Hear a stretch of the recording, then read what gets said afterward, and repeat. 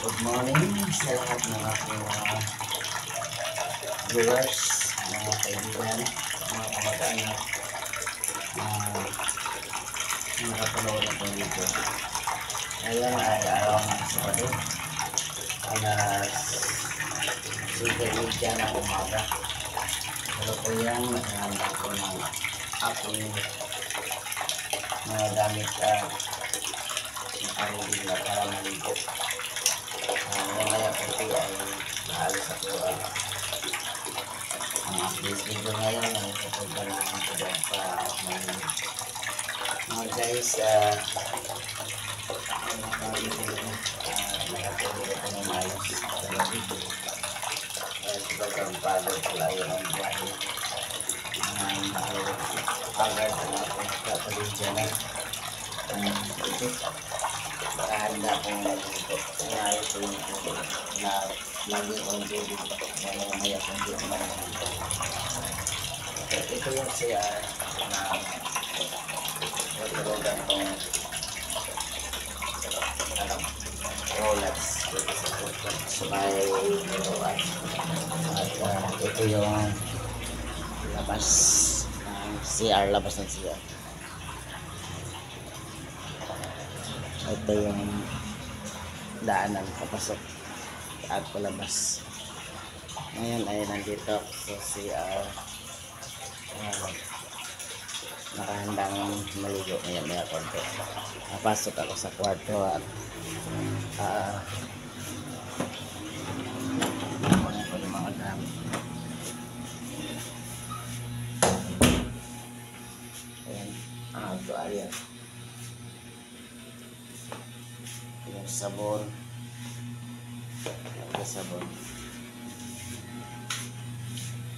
at maliligo ako maya konti para maalis yung pagod.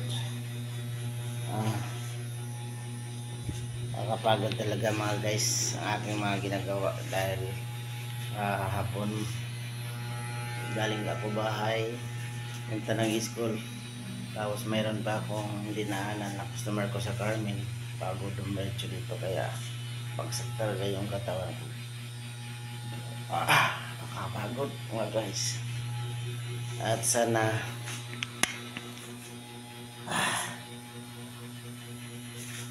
ano man ang aking mga ginagawa ngayon, makakayanan ko ito. At bigyan sana ako ng lakas ng ating Panginoon kapagkat mahirap tong aking mga ginagawa. Bumabiyahe ako ng ako lang mag-isa, walang kasama. Minsan hindi na inaantok ako pag mag-drive, lalo pag malayo, lalo na kahapon. Sobrang layo yung binabiyahe galing San Romeo hanggang Carmen. Medyo naantok ako sa biyahe. Pero sa awa ng Diyos, nakayanan ko ito at maayos ang aking pagdating dito. Kaya kagabi, pagkatapos kong kumain ng hapunan, nakatulog agad ako. Hindi ko na malaya, natulog na pala ako. Pasensya na mga guys at talagang haggard ang mukha ko ngayon. So, sobrang pagod siguro. Shout out ako dyan sa asawa ko na nasa San Romeo sa bahay namin. Okay lang ako dito, kaya huwag na kayong mag-isip ng masama kung ano-ano, kasi nagbago na ako at inayos ko na yung aking buhay. Iniiwasan ko na yung paggagala ng gabi para bumalik yung lakas ng katawan ko, at dito na lang ako nakapokus sa aking hanap buhay. Sa aking mga anak naman, shout out na nasa liluan, sana maging maayos yung inyong buhay at gabayan sana kayo ng may kapal. Sa aking mga kamag-anak na nasa malalayo, mayroon akong kamag-anak sa Manila. Shout out naman sa aking pinsan Rene Paquete. Nasa landscape Paranaque. At sa aking pinsan din na isa na si Laurito Aro. Nasa libo. Multinational man siguro yun sa kanila.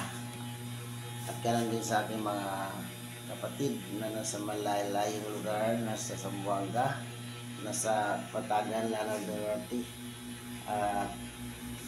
sa aming mga kamag-anak na hindi ko nabanggit. Shout out naman kayo lahat dyan, lalo na sa Sapad. Kumusta naman kayo dyan? Hindi ay,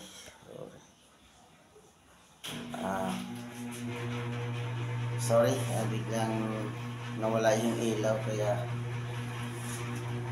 medyo naputol yata yung camera.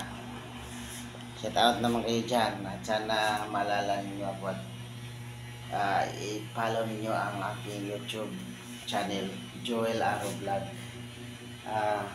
Kumusta naman kayo dyan? Sana mabuti ang inyong kalagayan. Ngayon ay makikita ninyo kung ano ang aking buhay, ano ang aking mga ginagawa. Sana panoorin niyo ang aking mga vlog para masubaybayan ninyo ang aking buhay ngayon.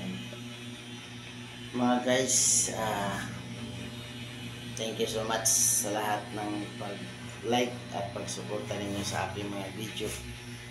Nakikita ko ito na pinapanood ninyo ang aking mga upload na video.